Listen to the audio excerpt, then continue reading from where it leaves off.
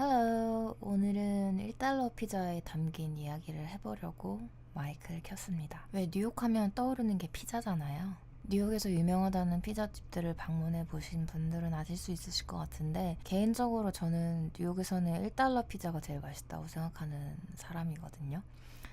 발견은 우연히 했던 것 같아요. 어느 날 시티에서 실컷 놀다가 집을 가려는데, 그 당시에는 이제 99센트 99센트 피자였어요. 아무튼 호기심에 들어가서 치즈 피자 하나를 주문했고, 현금만 받는 곳이라 1달러 현금을 냈더니 피자 하나와 오래된 1센트 동전 하나를 건네주더라고요. 앉을 수 있는 곳은 아무 데도 없었고 서서 먹을 수 있는 곳만 있었던 곳. 그래서 저도 거기서 서서 먹었던 기억이 납니다.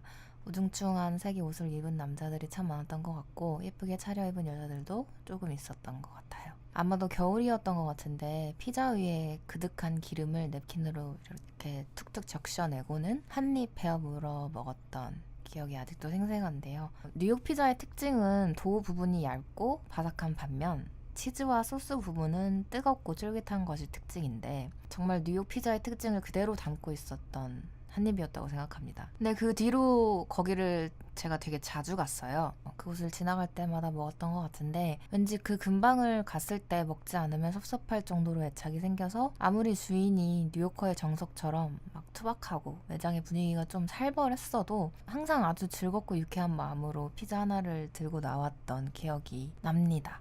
그래서 이제 피자를 사면 얇고 하얀 종이 접시 위에 주는데, 그 채로 거리를 걸으면서 먹었던 기억도 나고, 피자 하나를 사서 브라이언트 파크에 가서 사람 구경을 하면서 먹었던 기억도 나고요. 배고픈 날은 뭐 2개, 3개도 먹었던 날도 있었어요. 왜 그렇게 행복했을까요? 왜 그렇게 그게 좋았을까요?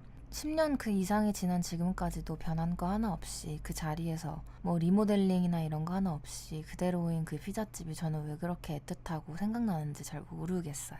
거기는 거의 저만 혼자 갔었던 것 같아요. 친구들이랑은 분위기도 좋고 좀 더 어떻게 보면 맛있는 음식다운 걸 서빙해주는 곳에서 많이 만나고 이야기를 나눈 것 같은데, 근데 그 어느 곳보다 뉴욕 하면 떠오르는 곳이 저한테는 그곳이고, 뉴욕을 가면 꼭 처음과 마지막에 방문하는 곳이 돼버린 거죠. 그리고 그 피자집은 제가 꼭 혼자 쉬거나 수업이 없거나 혼자만의 시간을 즐기던 날 항상 갔던 것 같습니다. 뭐 일하는 사람들은 되게 아랍이나 멕시코 쪽 남자들이었던 것 같은데, 홈레스들이나 사정이 궁핍한 사람들이 아마 주로 다녀가던 곳이었던 것 같아요. 뭐 그렇다고 해서 멋진 사람들이 없진 않았던 것 같아요. 뭐 가방을 한 꾸러미 메고 있는 멀리서 온 관광객들도 매번 있었던 것 같고, 정말 다양한 사람들이 모여있는 정말 뉴욕다운 곳이었다고 생각을 합니다.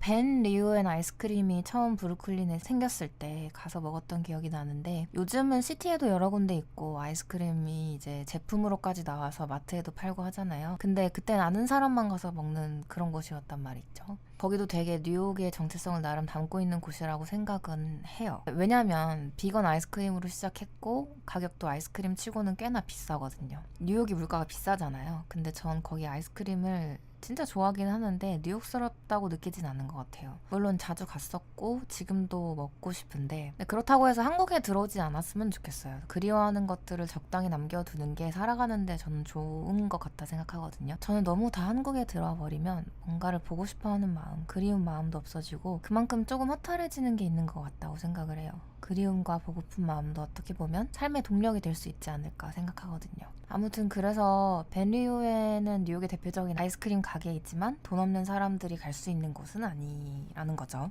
그래서 보통은 돈스러운 투어리스트들이나 뭘 좀 안다는 느낌으로 차려입은 사람들이 많이들 있었고요. 홈리스가 있거나 다양한 국적이 섞여 있지는 않은 곳이었습니다. 어쩌면 저는 그런 곳에서 평안을 느꼈던 것 같아요.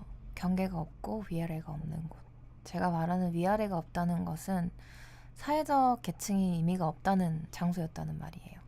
사회적 계층은 필요할 때도 있지만 결과적으로 봤을 때 크게 의미가 있는 거라고 전 생각하진 않거든요. 세상이란 게 그렇지 않나요? 누구든 와서 즐기다 갈 수 있는 곳이어야 하고, 사실상 그런 곳이잖아요. 근데 언젠가부터 세상은 돈이 있어야만, 어떤 제약들에 부합해야만 무언가를 즐기고 누릴 수 있는 권리가 주어지게 돼버린 것 같다는 생각을 합니다. 다른 사람을 위한 행색은 중요하기도 하지만 인간의 본질은 아닌 거잖아요. 저는 청결하고 깨끗하고 남에게 피해주지만 않는다면 반은 간다고 생각하거든요. 한국에서는 아직 그런 곳을 찾지는 못했어요. 모두가 섞여 있어도 괜찮은 곳. 놓여진 모이 위에 살포시 날아와서 그게 어떤 새 어디든 밥을 먹고 날아가도 되는 그런 곳. 근데 그런 곳이 만들어질 수 있으려면 가게 주인도 중요할 것 같다는 생각이 들어요.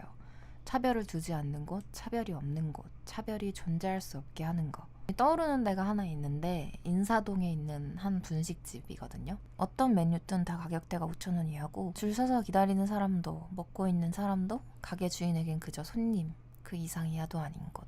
그럴 수 있는 곳. 그래서 차별을 주장하지 못할 정도의 가격으로 오랜 시간 사람들을 지켜준 그런 곳.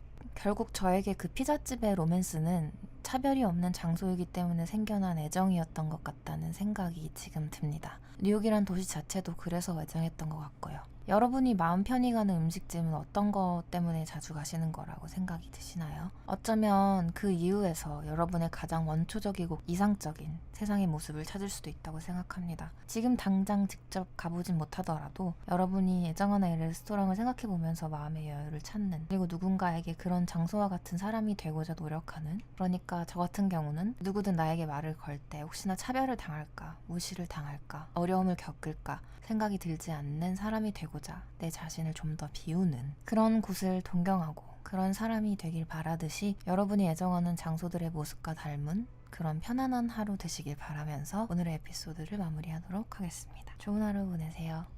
바이.